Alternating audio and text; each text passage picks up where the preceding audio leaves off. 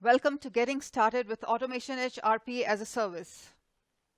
Visit the AutomationEdge website and sign up for the freemium or premium packages by clicking on one of the buttons. It'll take you to the pricing tab. Choose the package plan that fits your organizational needs and sign up. At the end of registration, you'll get a message that your AutomationEdge account is ready. You will also receive a welcome email. It'll help you get started and also point you to the necessary resources. Let us visit the amazing AutomationEdge platform at t4.automationedge.com. Log in with the credentials you provided at the time of sign-up. You will land on the AutomationEdge homepage. To get started, let us first visit the Resources menu. The left-hand section provides you with step-by-step actions to perform in order to get started with AutomationEdge. The first step is to download Getting Started with AutomationEdge Cloud from the Guides section.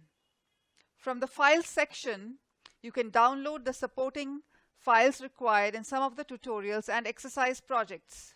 On Step 2, navigate to the Process Studio menu and assign Process Studio license to one or more users. Click Save. Log in with the same user to download Process Studio. Now let us go back to the Resources menu. I will now show a demo to get an overview of Process Studio, publish a workflow on AutomationEdge, assign the workflow to an agent, run a workflow and see the execution results. First of all, create a workspace or folder in the file system to be used as a workspace in Process Studio. In this case, I have created a folder Get Started that I'll use as my workspace. Workspace and projects in Process Studio provide a structure to maintain related workflows and processes. To start Process Studio, go to the folder where you downloaded the Process Studio, unzip it, go to the bin directory, and double-click on Process Studio application. It opens Process Studio and asks for connection details. Provide connection details as shown with your username and password. You can also save password for the current session. Click Connect. The Open Workspace pop-up appears. Browse for the workspace created earlier. Once you have selected the workspace, launch the workspace. The Plugin Sync Information pop-up window shows the plugins added from the AutomationEdge server. Click Close and Process Studio will be restarted to reflect the plugin changes. Process Studio restarts with the Open Workspace pop-up, which shows the workspace selected earlier. Click on Launch. The Process Studio opens. Now let us understand the Process Studio components. It has 5 panes, a menu and a toolbar. The upper left pane is the Project Explorer containing the workspace and its project. Right-click on the workspace and you can create a new project or import project. Let us import a project. Provide a project name. Select the workflows to be imported and click Finish. The project has been imported and you can see the workflow in the project. Let me open the workflow. In the bottom left Explorer pane, there are 2 tabs. In the View tab, you can see the workflow or process open and in focus.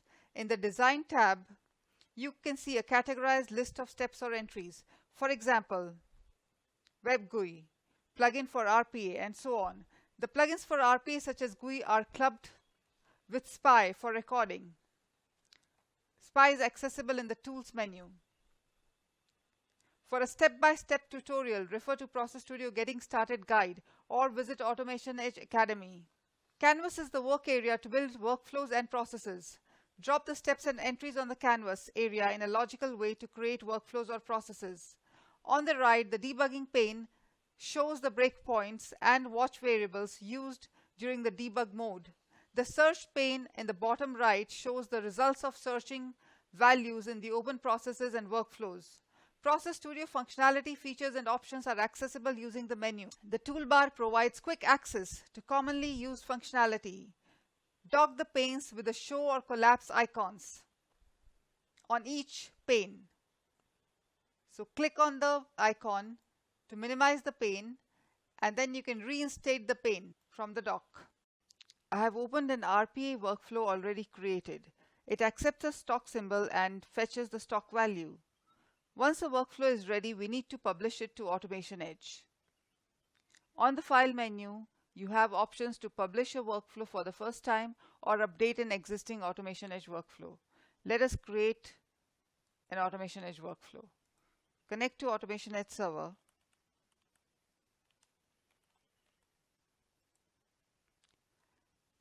Confirm the publish operation. On the workflow details window, provide a description.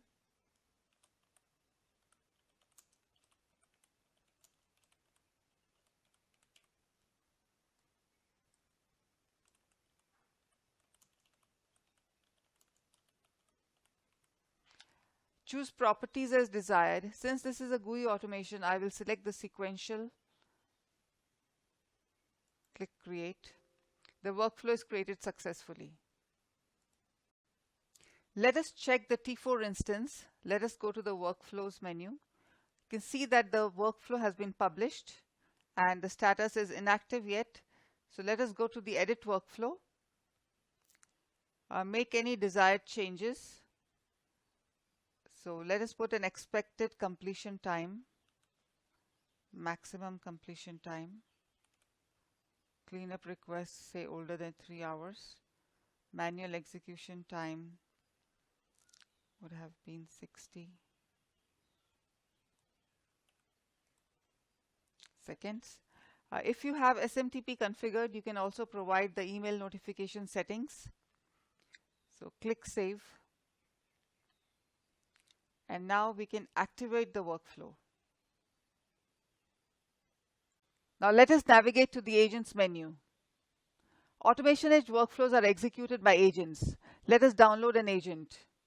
Choose an appropriate platform and click Download.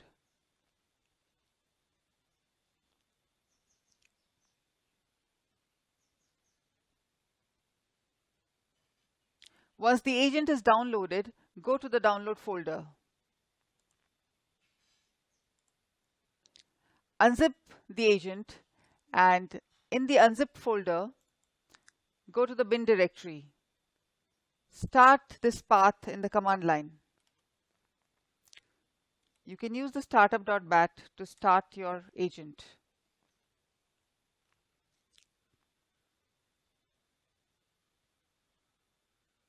Once the agent is started, go back to the Agents menu, refresh, and you can see that the agent is running. Once the agent is running, we'll go to the Workflow Assignment menu. And you can see here the agent in the list, and you can see the workflow that we published. So click on Edit and assign the workflow to the agent and click Save.